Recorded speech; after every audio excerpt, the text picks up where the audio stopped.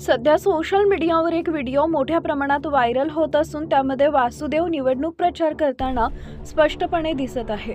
या व्हिडिओत विशेष बाब म्हणजे वासुदेवाच्या गळ्यात एका राजकीय पक्षाची प्रचारासाठी वापरली जाणारी गमछी दिसत असून त्यामुळे हा प्रकार अत्यंत चुकीचा आणि आक्षेपार्ह असल्याची भावना नागरिकांमध्ये निर्माण झाली आहे। अनेकांनी हा प्रकार निवडणूक आचारसंहितेचं उल्लंघन असल्याचा आरोप केलाय। वासुदेव ही महाराष्ट्रासह अनेक भागातील एका श्रद्धेची आणि परंपरेची ओळख आहे। पारंपरिक वेशभूषा परिधान करून समाजात सकारात्मक संदेश देणे, लोकांना अध्यात्माकडे वळवणे हे वासुदेवांचं मूळ कार्य मानलं जातं।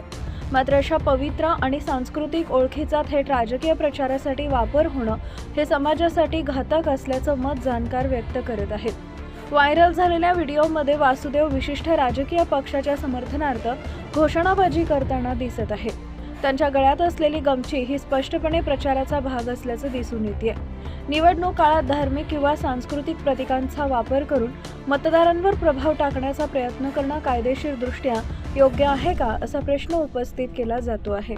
या प्रकरणावर सोशल मीडियावर मोठ्या प्रमाणात संतप्त प्रतिक्रिया उमटत आहेत। अनेक नागरिकांनी श्रद्धेचा राजकारणासाठी वापर करू नका, वासुदेव ही परंपरा आहे, प्रचाराचं साधन नाही, अशा प्रतिक्रिया दिल्या आहेत।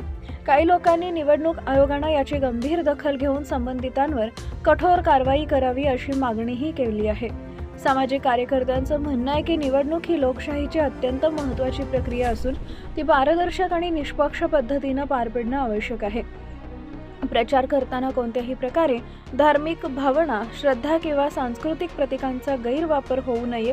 अशा प्रकारामुळे समाजात गैरसमज, तणाव आणि मतभेद निर्माण होण्याची शक्यता नाकारता येत नाही। दरम्यान प्रशासन आणि निवडणूक यंत्रणेकडून या प्रकरणावर अद्याप अधिकृत प्रतिक्रिया आलेली नाहीये। मात्र वाढत्या नाराजीमुळे लवकरच याची दखल घेतली जाईल अशी शक्यता व्यक्त केली जाते। निवडणूक प्रचार करताना नैतिकतेची आणि कायद्याची सीमा ओलांडू नये अशीच सर्वसामान्य जनतेची अपेक्षा आहे। एकूणच व्हायरल झालेला हा व्हिडिओ केवळ प्रचारापुरता मर्यादित नसून तो श्रद्धा आणि राजकारण यातील सीमारेषा अधोरेखित करणारा विषय बनला आहे। लोकशाही प्रक्रियेत परंपरा आणि श्रद्धेचा गैरवापर होऊ नये हा या घटनेतून पुढे आलेला मुख्य संदेश आहे।